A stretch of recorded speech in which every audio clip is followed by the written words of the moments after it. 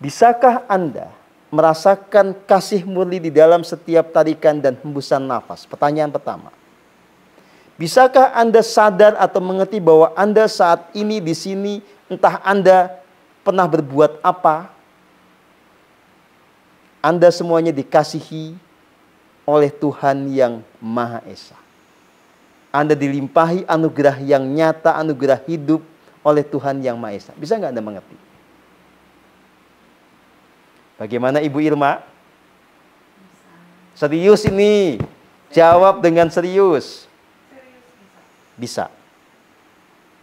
Di antara Anda yang ada di sini, siapa yang tidak bisa merasakan kasih Tuhan pada saat ini? Anda yang ada di manapun berada, siapa yang di antara Anda tidak bisa merasakan kasih Tuhan pada momen sekarang?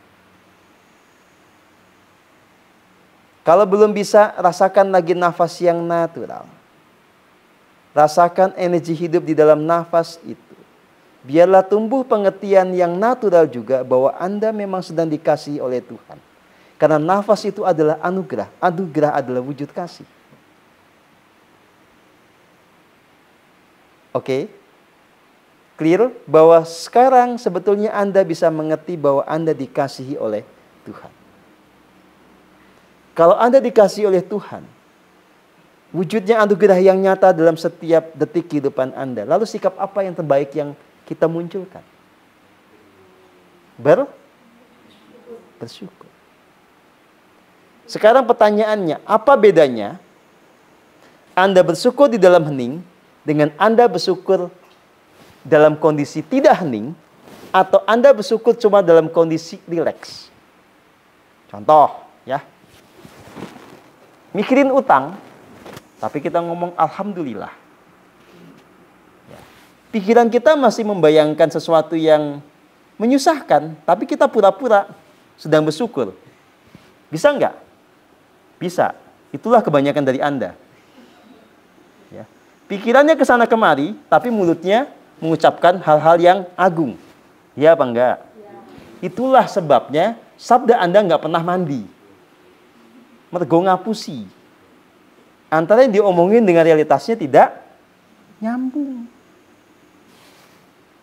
Oke. Ini haram. Ya. Ini sikap yang haram.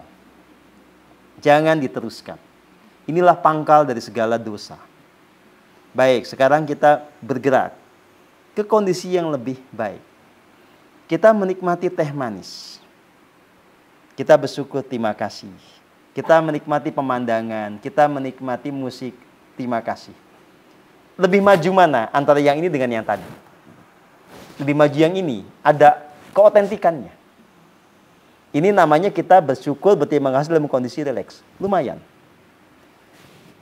Tetapi kalau Anda betul-betul mau bergerak maju lagi, mau menjadikan momen bersyukur berterima kasih ini sekaligus sebagai momen purifikasi jiwa, yang harus Anda lakukan adalah betul-betul masuk ke dalam diri. Betul-betul merasakan nafas yang natural, betul-betul kualitas seninya ditingkatkan. Sehingga segala kata itu sungguh-sungguh tumbuh dari hati yang paling murni. Itulah sabda dalam keheningan. Itulah yang menjelaskan kenapa kalau saya ngomong dalam meditasi itu pasti membuat Anda bisa menangis. Itu bukan kata-kata yang muncul dalam kesadaran rasional saya. Itu kata-kata atau sabda dalam keagungan jiwa. Dan sebetulnya itu bisa dialami oleh Anda semua, bukan hanya oleh saya. Oke? Maka berdasarkan ini semua, sekarang mestinya Anda bisa menjawab, ya. Kenapa ada orang yang sudah rajin menikmati pemandangan di rumahnya yang indah tidak kunjung tercerahkan? Kenapa kualitas seninya ternyata cuma mentok di 4%? Karena hanya sebatas rileks. Untuk bisa naik kepada keheningan, sekali lagi, Anda jangan hanya sebatas itu. Oke, boleh menikmati pemandangan, tapi sembari meresapi nafas Anda. Masuk ke dalam diri dengan memperhatikan nafas itu. Nafas yang natural betul-betul Anda sadari, Anda nikmati. Anda sungguh-sungguh bersyukur atas anugerah yang ada. Lama-lama pikiran tersambung dengan rasa sejati. Lama-lama Anda dibawa mengenali jiwa Anda. Lama-lama Anda dibawa mengenali keberadaan diri sejati. Lama-lama Anda sungguh-sungguh betul-betul nyambung, klik dengan sumber dari kasih yang paling murni. Pada titik itulah kemudian purifikasi terjadi. Maka saya membuat sebuah kriteria teknis ya. Kalau sekedar rileks itu kotas heningnya 5%. Kalau Anda betul-betul mau efektif terjadi pemulihan jiwa, paling enggak 10%. Bukan berarti kalau 9% enggak ada pemulihan. Saya cuma bilang yang paling efektif.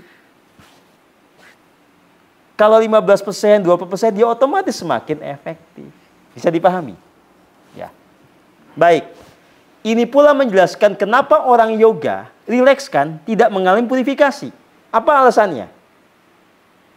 Karena tidak menghubungkan antara pikirannya dengan nasihatnya, tidak menghubungkan kesadaran dirinya dengan sang diri sejati. Rileks iya, menyehatkan lumayan, tapi tidak sampai kepada fase pemurnian. Kenapa orang nari ya asik, tapi tidak tercerahkan? Ya sama aja karena itu hanya rileks. Oke? Nah, sekarang bagaimana caranya supaya semua bertumbuh kualitas heningnya? Tidak ada kata lain kecuali latih.